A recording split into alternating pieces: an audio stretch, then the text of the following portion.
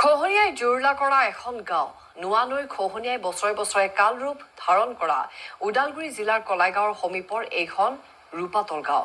বিগত 15 বছৰত নোৱানৈৰ খহনীয়াত জাহ গ'ল গাঁওখনৰ বহু লোকৰ ঘৰবাৰীৰ লগতে শ শ বিঘা কৃষিভূমি। খহনীয়া প্ৰতিৰোধৰ নামত কেইটামান পাৰ্কোপাইন আৰু জিঅ'বেগ মথাউৰিৰ ওপৰত পাৰিয়েই দায়িত্ব সামৰিছে বিয়াগুম জলসম্পদ বিভাগে। ফলত বাৰিষাৰ সময়ছোৱাত এতিয়া নিদ্ৰা হৰিছে বৃহত্তৰ কলাইগাঁও ৰূপাতলবাসী নৈপুৰীয়া ৰাইজৰ। আৰু এই সন্দৰ্ভত ওদালগুৰিৰ পৰা নিপু কাকতিৰ এক প্ৰতিবেদন আগবঢ়াইছে। নোৱানৈৰ খহনীয়াই তীব্ৰ ভাবুকি কঢ়িয়াই আনিছে কলাইগাঁৱৰ সমীপৱৰ্তী ৰূপাতল আৰু ৰূপাতল যি প্ৰাথমিক বিদ্যালয় আছিলে সেই প্ৰাথমিক বিদ্যালয়খনো বাৰে বাৰে স্থানান্তৰিত কৰিব লাগে একমাত্ৰ নোৱানৈৰ খহনীয়াৰ বাবে।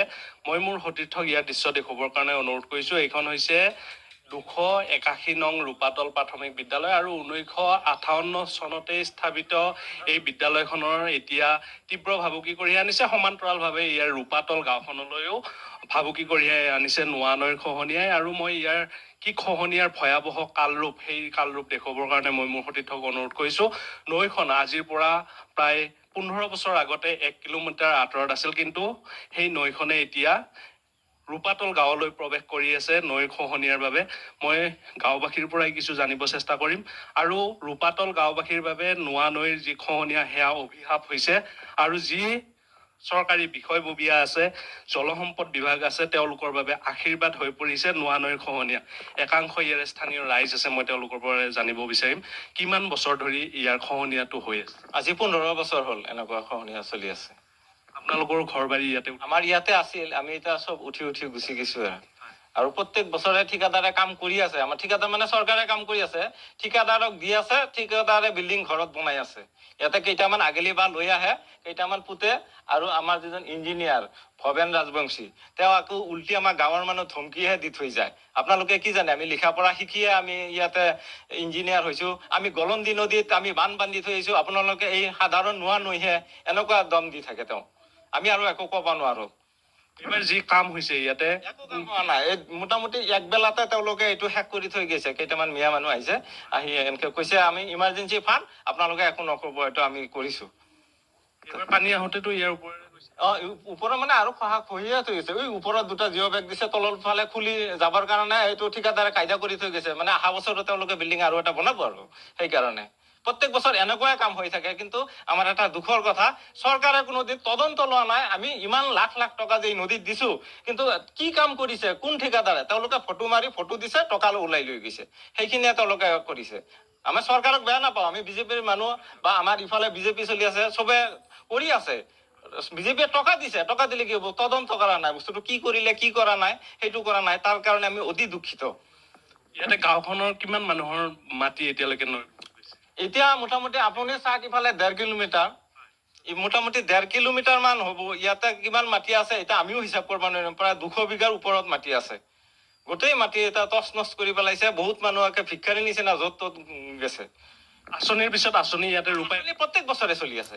কোনো আঁচনি এনেকুৱা সময়ত আহে, বানপানীৰ আগে আহে তেওঁলোকে আহে, বস্তুখিনি পেলাই থয়, পানী অহাৰ আগে আগে তেওঁলোকে এই মোচনটো ধৰি পেলাই টকাখিনি লৈ যায়।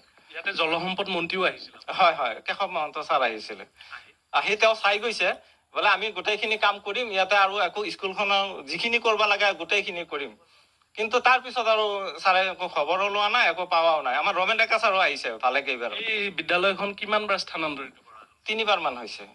হয়, আমি নিজে ৰাইজে কৰিছো, এইটো চৰকাৰে কৰা নাই। আমাৰ স্কুলটোহে চৰকাৰী, আমি ৰাজহুৱা ভাৱে আমি ৰাইজে গোটেই কামখিনি কৰিছো। টানা টানি তাৰ ভিতৰত বিল্ডিংখিনিতো আনিব নোৱাৰি, কাঠৰ বস্তুখিনি আনি থৈছো আৰু।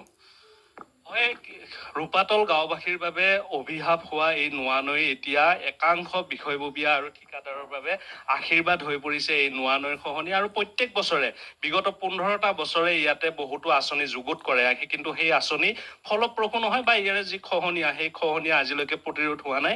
আৰু মই এটা দৃশ্য দেখুৱাবৰ কাৰণে সতীৰ্থক অনুৰোধ কৰিছো। এয়া 2টা জিঅ' বেগ ইয়াতে পাৰিছে, আৰু খহনীয়া কেনেধৰণে হৈ আছে, কিন্তু সেই জিঅ' বেগ পাৰাৰ কোনো অৰ্থ হোৱা নাই। বা ইয়াতে যি পাৰ্কোপাইন দিছিলে, সেই পাৰ্কোপাইনেও খহনীয়া প্ৰতিৰোধৰ যি ব্যৱস্থা বা খহনীয়া প্ৰতিৰোধ যেনেধৰণে কৰিব লাগিছিলে নোৱানৈৰ, সেই প্ৰতিৰোধ এতিয়ালৈকে হোৱা নাই। আৰু আছে গাঁওবাসী, মই তেওঁলোকৰ পৰা কিছু জানিব চেষ্টা কৰিম।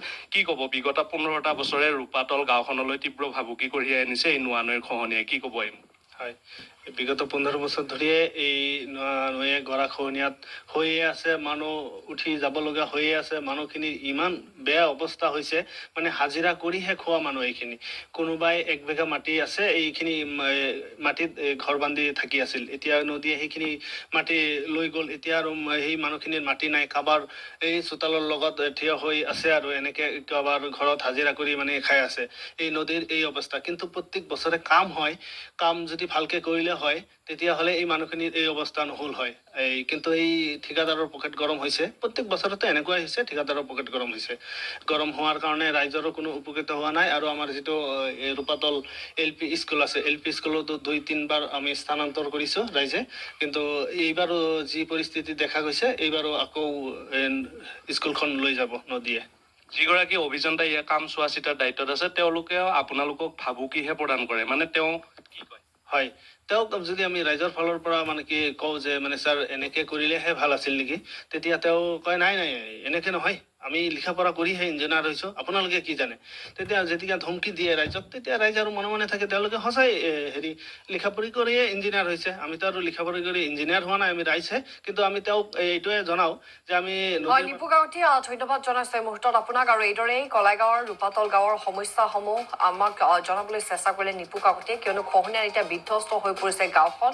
নোৱা নৈ খহনীয়াই কালৰূপ লৈছে গাঁওখনত। বহুলোকৰ ঘৰ বাৰী, কৃষিভূমি ইতিমধ্যে নৈৰ বুকুত যোৱা গৈছে। আৰু ঠিকাদাৰ অভিযন্তাৰ বিৰুদ্ধে তেওঁলোকে অভিযোগ উত্থাপন কৰিছে। মাত্ৰ কেইটামান পাৰ্কোপাইন আৰু জিঅ' বেগ দিয়েই দায়িত্ব সামৰাৰ অভিযোগ নৈপৰীয়া ৰাইজৰ। গতিকে শীঘ্ৰেই নৈৰ দুয়োপাৰে মথাউৰি নিৰ্মাণৰ দাবী জনাইছে স্থানীয় ৰাইজে।